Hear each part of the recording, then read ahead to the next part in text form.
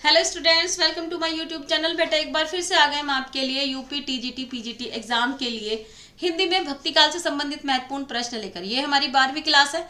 हमने पूरा भक्ति काल 13 वीडियो में समेट दिया है। केवल 13 वीडियो हैं जिसमें संपूर्ण भक्ति काल के प्रीवियस ईयर प्रश्न और जो नए प्रश्न बन सकते हैं हमने उन्हें भी साधने की कोशिश की है।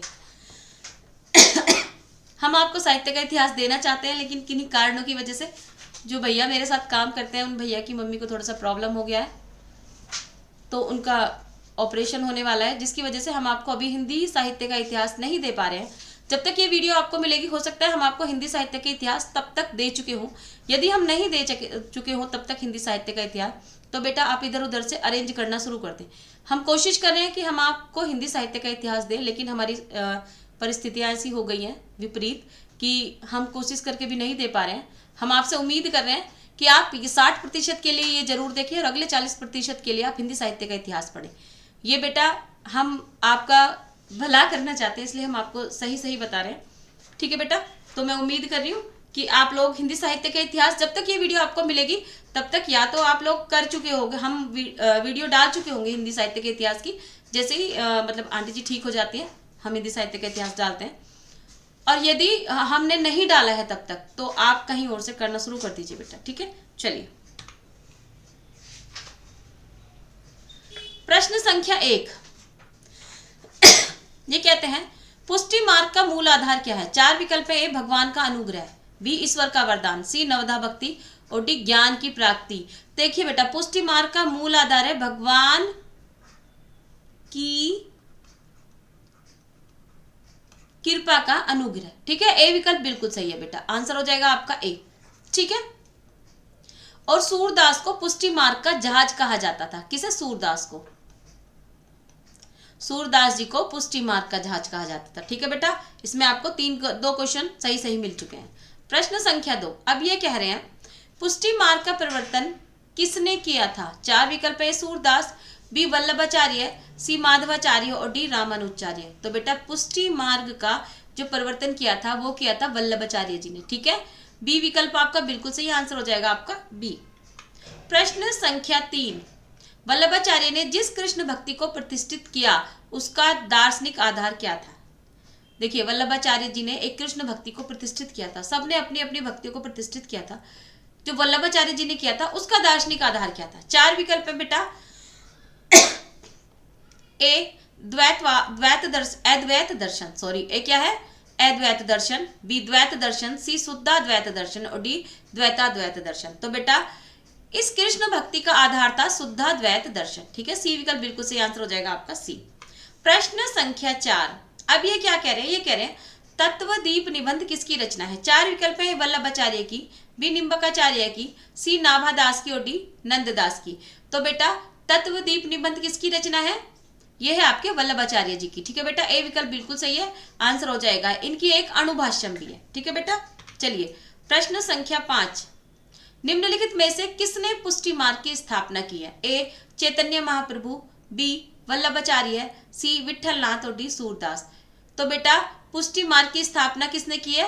वल्लभाचार्य जी ने। आपका बी विकल्प बिल्कुल सही आंसर हो जाएगा आपका बी। प्रश्न संख्या 6। ये कह रहे हैं वल्लभाचार्य द्वारा रचित ग्रंथ का नाम है। 4 विकल्प है। ए सिद्धांत संग्रह, बी आत्म रामायण, सी महाभाष्य और डी अणुभाष्य। तो बेटा वल्लभाचार्य जी द्वारा रचित ग्रंथ का नाम क्या है? अणुभाष्य।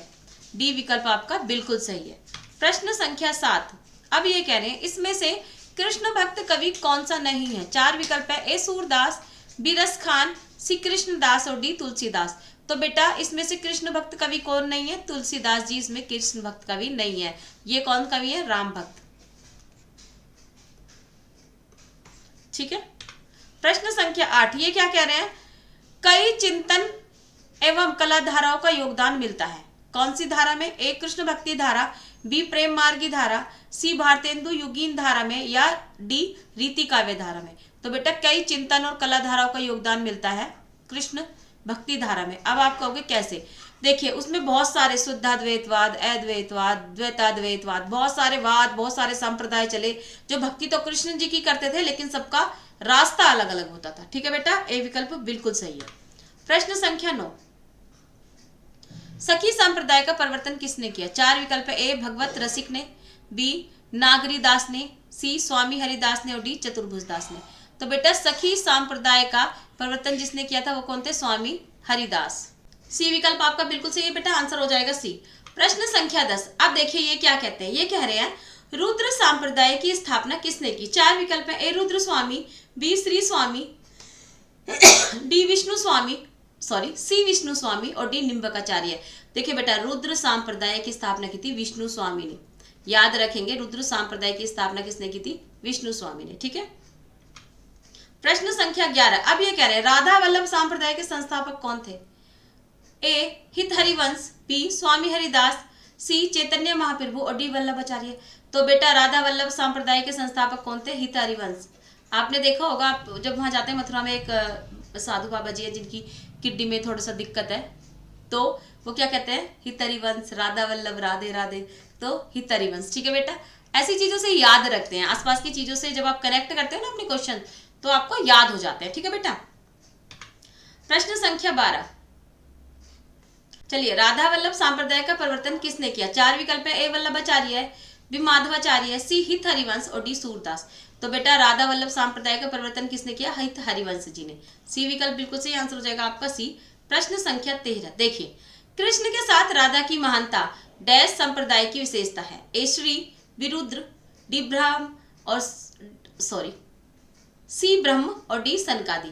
तो बेटा देखिए कृष्ण के साथ राधा की जो महानता बताई गई है वो बताइए सनकादि जी ने, सनकादि संप्रदाय में बताई गई है, ठीक है। डी विकल्प आपका बिल्कुल सही आंसर हो जाएगा आपका डी। प्रश्न संख्या 14। अब देखिए क्या कहते हैं द्वैताद्वैतवाद के प्रवर्तक आचार्य का क्या नाम है?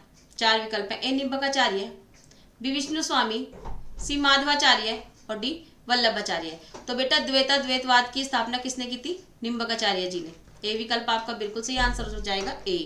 प्रश्न संख्या 15। अब ये क्या कह रहे हैं निम्नलिखित में से कौन श्री कृष्ण का संप्रदाय नहीं है? 4 विकल्प है। ए श्री वल्लभ संप्रदाय, बी हरिदासी संप्रदाय, सी तत्सुखी संप्रदाय और डी गौड़ीय संप्रदाय। तो बेटा जो कृष्ण जी का संप्रदाय नहीं है वो है तत्सुखी संप्रदाय। सी विकल्प बिल्कुल सही आंसर हो जाएगा सी।